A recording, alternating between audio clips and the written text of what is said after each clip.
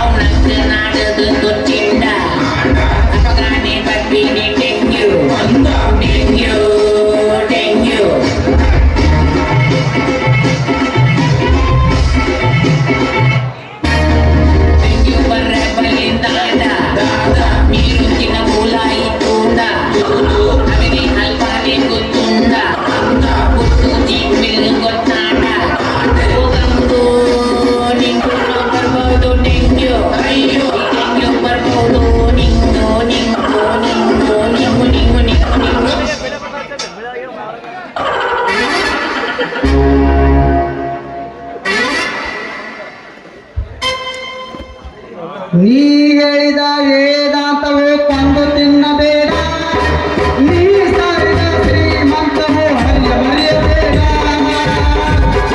ಮೂಲ ರಾಮ ನಿನ್ನ ತಂದೆ, ನೀನೆ ನಮ್ಮ ತಾಯಿ ತಂದೆ. ನಿತ್ಯವಾಡಿದ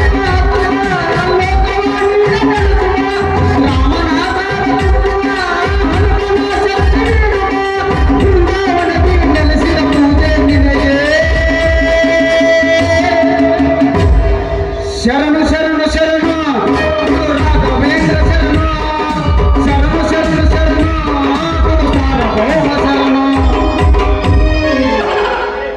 ಎಲ್ಲಾರೇ ಹೊಡೆದಾರ ಅಂತೇಳಿ ನಾನು ಒಂದು ಹೊಡೆದು ಬಿಟ್ಟಿನಿ ಎಮ್ಮಿಗೋಡಿ ಮಣ್ಣಕ್ಕಂತ ಮಗಳನ್ನ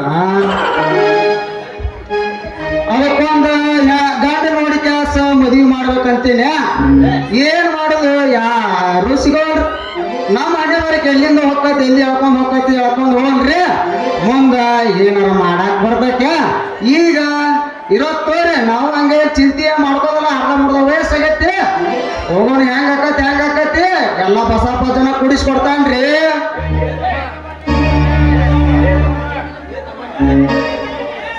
ಲೇ ತಮ್ಮ ನೀನು ಈ ಕಡೆ ಟೇಪ್ ಹಿಡ್ಕೊಳ್ತಾರೆ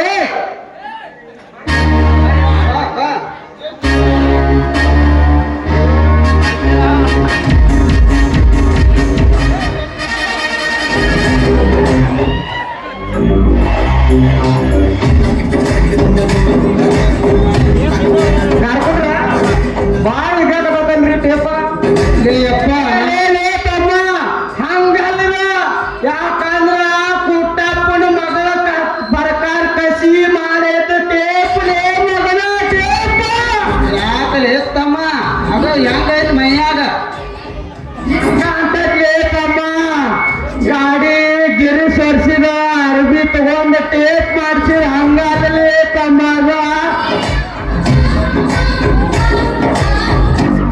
ತಮ್ಮ ಅದು ಟೇಪ ನಮ್ಮ ಮುದುಕಿ ಪಡಕಿದೈತಿ ಒಂದಿಟ್ಟು ಹಗರ್ಕ ಜಾಗ್ರ ನಾನ ಅಳತಿ ಹಿಡಿದು ಮಾಡಿ ಹೇಳ್ತೀನಿ ಅವ್ರಿಗೆ ಆಮೇಲೆ ತಮ್ಮ ಜಗ್ಗೂರಾಗ ಎತ್ತಾಗಾರ ಹರಿದ್ದ ಅಂದ್ರೆ ಏನು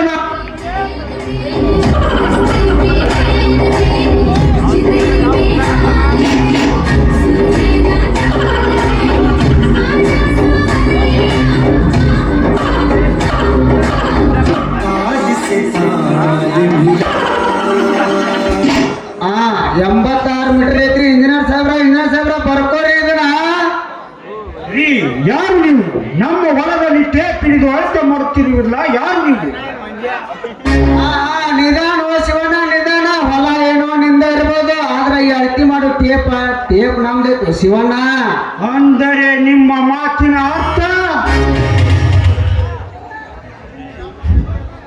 ಎಲ್ಲಿ ನಮ್ಮ ತಲೆಯವರು ಒಂದು ಹೈಟ್ಯಾಕ್ ಆಸ್ಪತ್ರೆ ಕಟ್ಟಿಸುತ್ತಿದ್ದಾರೆ ಹೀಗಾಗಿ ಬೆಂಗಳೂರಿನಿಂದ ಇಂಜಿನಿಯರ್ ಕರೆಸಿ ಜಾಗವನ್ನು ಅಳತೆ ಮಾಡಿಸಿದ್ದೇವೆ ಹೇಳಿವಾಗ ಮತ್ತು ಬಾಯ್ಕತ್ತೆ ಪಡೆದು ಆಸ್ಪತ್ರೆ ಕಟ್ಟಿಸುವ ಹಾಗಿದ್ದರೆ ಅದು ನಿಮ್ಮ ದಣಿಯರ ಜಮೀನಲ್ಲಿ ಕಟ್ಟಲು ಹೇಳಿ ಅದನ್ನು ಬಿಟ್ಟು ಕಂಡವರ ಭೂಮಿಯಲ್ಲಿ ಕಾಲಿಡಲು ಬಂದರೆ ಅದೇ ಕಾಲನ್ನು ಕತ್ತರಿಸಿ ಹಾಕಬೇಕಾಗಿತ್ತು ಅದನ್ನು ಹೊರಟು ಹೋಗಿ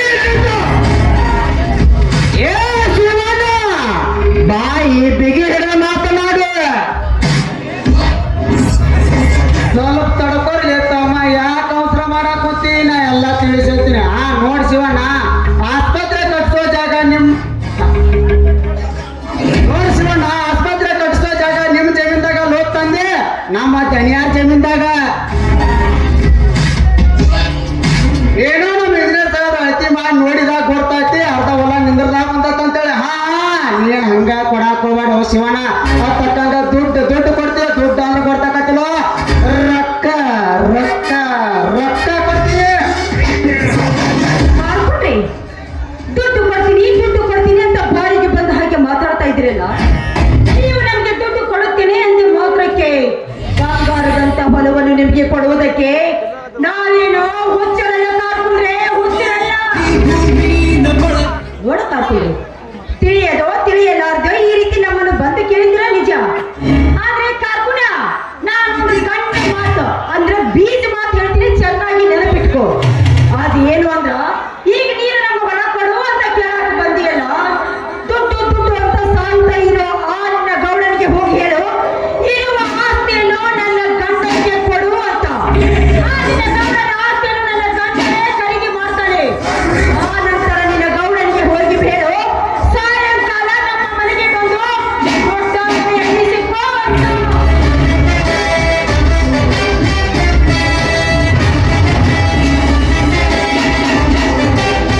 ಮೋಚ ಬಾಯಿ ಬೆಕ್ಕಿನ ಹಕ್ಕಿ ಮರಿ ರೆಕ್ಕೆ ಬಲದಿದೆ ಎಂದು ಹಕ್ಕು ಮೇರಿ ಹಾರಾಡಿ ಬಾಂದ್ರ ಕನಸಿನೊಳಗೂ ಏನು ನಿನ್ನ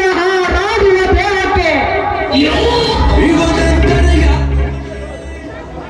ನನ್ನ ಬಂದೂಕಿನ ಗೋಡು ಹೊಟ್ಟೆ ರಕ್ತಕಾರಿ ನೆಲಕ್ಕೆ ಬೀಳುತ್ತೀಯ ಎಚ್ಚರ ಮತ್ತೊಬ್ಬರ ಮನೆ ಹಂಗಲು ತಿನ್ನುವ ನಾಯೇ ನಿನಗೆ ಸುಪ್ರಭಾತ ಸಾಂಗು ಕಣ ತುಕ್ಕು ಹಿಡಿದಿರುವ ಈ ನಿನ್ನ ಕಬ್ಬಿಣದ ಬಂದೂಕಿಗೆ ಹೆದರಿ ಈ ನಮ್ಮ ಆಸ್ತಿಯನ್ನು ನಿನಗೆ ಬಿಟ್ಟು ಕೊಡುತ್ತೇವೆ ಅಂದು ತಿಳಿದುಕೊಂಡಿದ್ದೇನೆ ಮಗನೇ. ಸುಮ್ಮನೆ ಇಲ್ಲಿಂದ ನೀವು ಇಬ್ಬರು ಕಾಲು ಕಿತ್ತರೆ ಸರಿ, ಇಲ್ಲವಾದರೆ ಇದೇ ನಮ್ಮ ಹೊಲದಲ್ಲಿ ನಿಮ್ಮೆಬ್ಬರನ್ನು ಜೀವಂತ ದಫನ ಮಾಡಬೇಕಾದದ್ದು ಎಚ್ಚರ. ಎಚ್ಚರ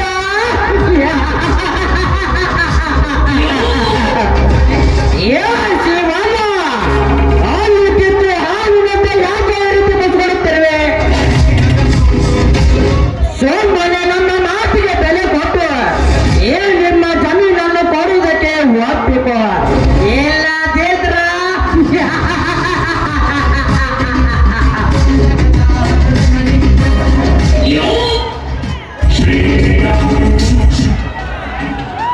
ಮಮತೆಯಿಂದ ಕಾಣುವವರಿಗೆ ಮಗ, ಅಕ್ಕರಿಂದ ನೋಡುವವರಿಗೆ ಸಹೋದರ, ಪ್ರೀತಿಯಿಂದ ಕಾಣುವವರಿಗೆ ಕಲಾವಿದ, ಇನ್ನು 7 ಕೋಟಿ ಕನ್ನಡಿಗರ ಕಂದ, ನಿಮ್ಮಂತ ದುಷ್ಟ ವ್ಯಕ್ತಿಗಳನ್ನು ಮಟ್ಟ ಹಾಕಲಿಕ್ಕೆ ಅಂತ ಬಂದಿರುವ ವಿಜಯ್ ನರಸಿಂಹ. ಏನು ಅದೇನಟ? ಏ ನರಸಿಂಹ, ಎತ್ತಿರುವನಿಂದ ಬಂದೂಕನ್ನು ಮೊದಲು ಕೆಳಗಿಳಿಸಲೇ ಮಗನ, ಇಲ್ಲವಾದರೆ ಈ ಕೈ ಕರ್ನಾಟಕದ ಆಸ್ತಿ, ಈ 5 ಬೆರಳಲ್ಲಿರೋದು 7 ಕೋಟಿ ಕನ್ನಡಿಗರ ಶಕ್ತಿ. ಮುಷ್ಟಿ ಮಾಡಿ ಹೊಡೆದ ಅಂದ್ರೆ ಆ ವ್ಯಕ್ತಿ ಎದ್ದು ಬಂದಿದ್ದು ಚರಿತ್ರೆಯೇ ಇಲ್ಲ. ನಿನ್ನ ಬಂದೂಕನ್ನು ಕೆಳಗಿಳಿಸು, ಇಲ್ಲವಾದರೆ ಇದೇ ನಮ್ಮ ಹೊಲದಲ್ಲಿ ರಕ್ತಕಾರಿ ಸಾಯುತ್ತೀಯೋ ಮಗನೇ. ಅಣ್ಣ ಅಣ್ಣ, ಇವರೇಕೆ ನಿಮ್ಮ ಜೊತೆ ಈ ರೀತಿ ಜಗಳವನ್ನು ಮಾಡುತ್ತಿದ್ದಾರೆ? ಯಾಕಣ್ಣ, ಯಾಕೆ, ಏನಾಯ್ತು? ಹೌದು ವಿಜಯ್, ಇವರು ಎಲ್ಲರೂ ಸೇರಿಕೊಂಡು ನಮ್ಮ ಹೊಲವನ್ನು ಬಿಟ್ಟು ಕೊಡು ಅಂತ ನಿಮ್ಮ ಅಣ್ಣನ ಜೊತೆಗೆ ಬಂದು ಜಗಳ ಮಾಡ್ತಾ ಇದ್ದಾರಪ್ಪ ಇವರು. ಏನು, ನಮ್ಮ ಆಸ್ತಿಯನ್ನು ಇವರಿಗೆ ಬಿಟ್ಟು ಕೊಡಬೇಕಂತ? ಯಾಕೆ ಅತ್ತಿಗೆ? ಇವರೇನು ನಮ್ಮ ಸಂಬಂಧಿಕರು? ಇಲ್ಲ ನಮ್ಮ ತಂದೆಗೆ ಹುಟ್ಟಿದ ಮಕ್ಕಳು? ಇಲ್ಲ ಮರಿ ಮೊಮ್ಮಕ್ಕಳು? ಸ್ವಲ್ಪ ತಡ್ಕೊಳ್ರಿ ತಮ್ಮ, ನಾ ಎಲ್ಲ ತಿಳಿಸಿ ಹೇಳ್ತೀನಿ. ನೋಡಪ್ಪ, ನಮ್ಮ ದನಿಯಾರ ಹೊಲದಾಗ ಒಂದು ದೊಡ್ಡ ಆಸ್ಪತ್ರೆ ಕಟ್ಟಿಸ್ಬೇಕಂತ ಮಾಡಿಯಪ್ಪ. ಒಳ್ಳೆಯದಾಯ್ತಲ್ಲ, ನೀವು ಆಸ್ಪತ್ರೆ ಕಟ್ಟಿಸುವುದಾದರೆ ನಮ್ಮೂರಿನ ಜನಗಳಿಗೆ ಅದು ತುಂಬಾ ಅನುಕೂಲವಾಗುತ್ತದೆ. ಅದಕ್ಕೇಕೆ ನೀವು ಈ ರೀತಿ ಜಗಳ ಮಾಡುವ ಅವಶ್ಯಕತೆ ಏನಿದೆ? ಅದು ಹಾಗಲ್ಲ ವಿಜಯ, ಇವರು ಆಸ್ಪತ್ರೆ ಕಟ್ಟಿಸುವುದಕ್ಕೆ ಇವರ ಜಮೀನಲ್ಲಿ ಜಾಗ ಕಡಿಮೆ ಇದೆ, ಅದಕ್ಕಾಗಿ ನಮ್ಮ ಹೊಲದಲ್ಲಿ ಜಾಗ ಕೇಳುತ್ತಿದ್ದಾರೆ. ನಾನು ಅದಕ್ಕೆ ಒಪ್ಪದ ಕಾರಣ ನನ್ನ ಜೊತೆ ಈ ರೀತಿಯಾಗಿ ಜಗಳವಾಡುತ್ತಿದ್ದಾರೆ. ಸಾಧ್ಯವಿಲ್ಲ. ಇವರು ಆಸ್ಪತ್ರೆ ಕಟ್ಟಲಿಕ್ಕೆ ಬೆಳೆ ಬೆಳೆಯುವ ಈ ನಮ್ಮ ಭೂಮಿಯನ್ನು ಇವರಿಗೆ ಬಿಟ್ಟು ಕೊಡಲು ಅದೆಂದಿಗೂ ಸಾಧ್ಯವಿಲ್ಲ. ನೋಡಿ, ನೀವು ಆಸ್ಪತ್ರೆ ಕಟ್ಟೇ ತೀರುತ್ತೇವೆ ಬೆಂಬಲ ನಿಮಗಿದ್ದರೆ ಅದನ್ನು ನಿಮ್ಮ ದನಿಯವರ ಆಸ್ತಿಯಲ್ಲಿ ಕಟ್ಟಿಸಿಕೊಳ್ಳಿ. ಅದನ್ನು ಬಿಟ್ಟು ಆಸ್ಪತ್ರೆ ಕಟ್ಟೇ ತೀರುತ್ತೆ ಅನ್ನುವ ಹಂಬಲ ನಿಮಗಿದ್ದರೆ ಆಸ್ಪತ್ರೆ ಕಟ್ಟುವ ಮೊದಲು ನಿಮ್ಮೆಲ್ಲರ ಸಮಾಧಿಯಲ್ಲಿ ಕಟ್ಟಬೇಕಾಗುತ್ತದೆ. ಎಚ್ಚರ! ಮೊದಲು ಹೊರಟು ಹೋಗಿ ಇಲ್ಲಿಂದ. ಸಮಾಧಿ.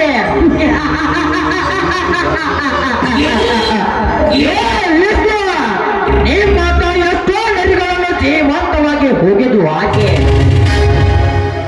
ಅವರ ಗೋರಿಯ ಮೇಲೆ ಮನೆ ಕಟ್ಟಿಕೊಂಡಿರುವ ಈ ರಾಜಕೀಯದ ರಣಧೀರನಿಗೆ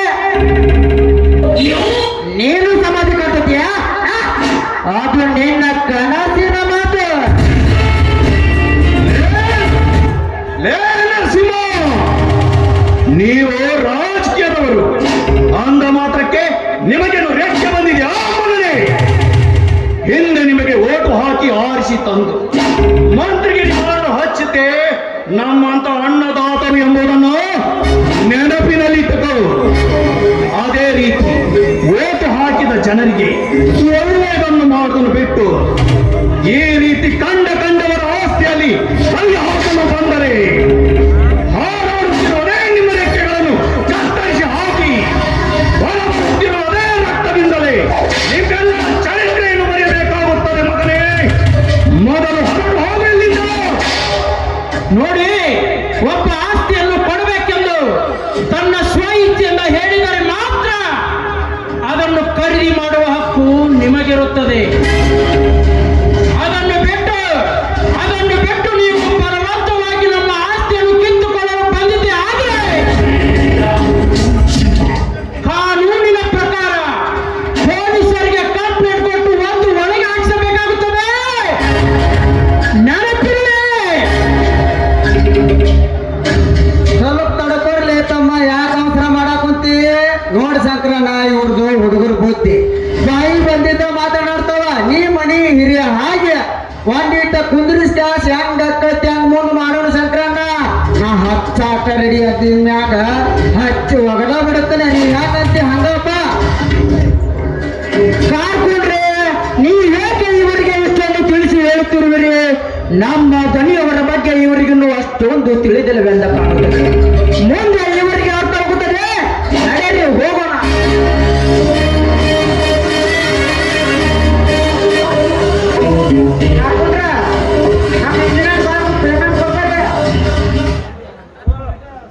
ತಮ್ಮ, ಅಲ್ಲಿ ಫೋನ್ ಪೇ ಐತೆ, ಅಲ್ಲಿ ಕಡೆ ಹಿಂದೆ ಬಂದ್ಬಿಡ ಹಾಕ್ತೀನಿ. ಬಾಯಿ ಮುಂದೆ ಕಾಲಪ್ಪ. ಫೋನ್ ಪೇ ಅಂದ್ರೆ ಏನು ಹೇಳ್ರಿ? ಐತೆ ಬಾರಿ ಎಪ್ಪ ತಮ್ಮ, ಇಲ್ಲ ಎಲ್ಲ ಹೇಳ್ತೀನಿ ಬಾ. ಫೋನ್ ಪೇ ಇಲ್ರಿ ಅವ್ರ ಫೋನ್. ನಮ್ಮ ಇಂಜಿನಿಯರ್ಸ್ ನಾಳೆಗೆ ಜಾತ್ರೆ ಮಾಡಕ್ ನಮಗೂ ಹಾಕಿಲ್ಲ ಕೊಡ್ರಿ ಬರೋದ್ರ. ಇರ್ತಾವ, ನಾ ಎಲ್ಲ ಮಾಡ್ತಾ ಗೂಗಲ್ ಪೇ ಮಾಡ್ತೀನಿ. ವಿಷ್ಣು ವಿಜಯ